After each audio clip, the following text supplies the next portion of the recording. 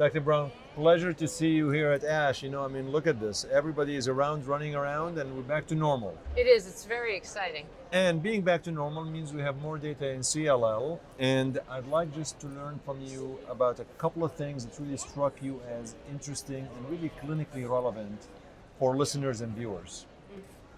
I think the most clinically relevant is going to be the update of the ALPINE study. And as a reminder, ALPINE is a randomized trial comparing zanubrutinib to ibrutinib in relapsed CLL patients. They have a median of 1 prior therapy, and it's all comer population, so it's different from the Elevate RR trial, for example, in terms of the patient population. And zanubrutinib is a little bit different from acala and ibrutinib, both in terms of being more specific for BTK, but also maintaining drug levels throughout the dosing interval, so that if you resynthesize BTK, you can re-inhibit it. And ALPINE actually shows a significant PFS benefit for zanubrutinib compared to ibrutinib, 12% better. At 2 years, it's 79 versus 67% progression-free. And in 17p deleted patients, our highest risk patients, it's actually 22% different, favoring zanubrutinib. Interesting. Yeah. So, but in the frontline setting, right now, a lot of folks are using BTK as a frontline therapy. And the ALPINE was using BTK versus another BTK in the relapsed disease. How would you apply the findings of ALPINE in current contemporary practice? If somebody has already received ibrutinib in the front line, how would you apply that? Right. Well, if people have already received ibrutinib in the front line and had disease progression, they're not a candidate for another covalent inhibitor. Right. Now, if they had ibrutinib and came off for an adverse event and, have been watched for a while again, there is the potential to use zanubrutinib because they won't be resistant to ibrutinib since they came off for an adverse event. And personally, I don't use ibrutinib at all anymore because we have head-to-head trials with both acalabrutinib and zanubrutinib that show that they're safer, significantly safer than ibrutinib, and now a suggestion of improved efficacy with zanubrutinib as well. Those are my BTK inhibitors of choice. I have been using mostly acala.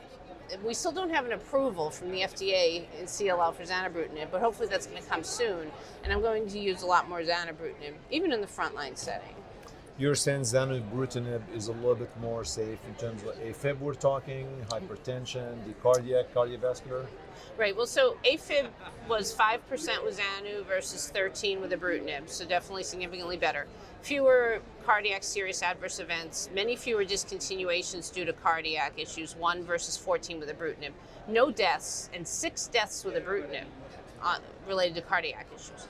Now, hypertension is interesting. It's actually not different in ALPINE between ibrutinib and zanubrutinib, and this is a little bit of an outlier compared to some of the other comparative studies like ASPEN and just some of the other zanubrutinib arms where there has been improvement in hypertension.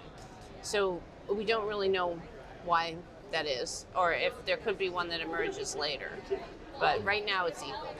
So it seems to me in the frontline setting, what we are using is going to be either zanubrutinib or the acalabrutinib, although more folks might end up using zanubrutinib once it gets the approval.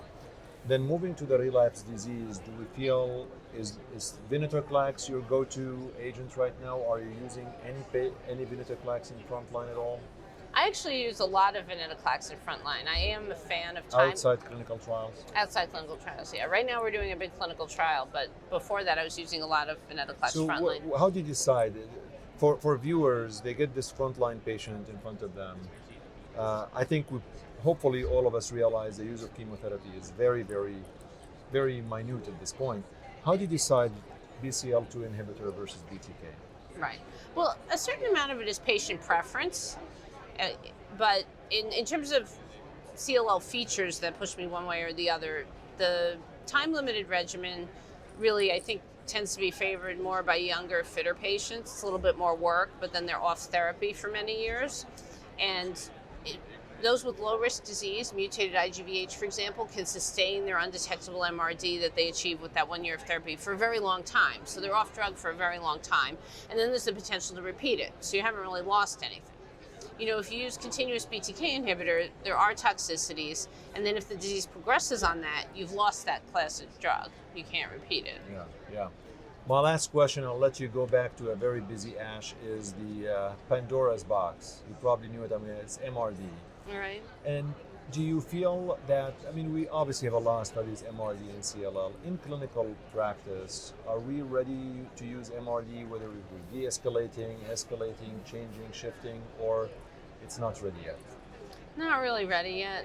Most of the data we have is prognostic. Yeah. We don't have data for actually changing what you're doing based on it. That's So- probably going to change, maybe, we'll see. Well, Dr. Brown, thank you so much for stopping by. I know how busy it is, but it means a lot to viewers to spend a few minutes with you. Oh, thank Thank you. you. It was good to see you.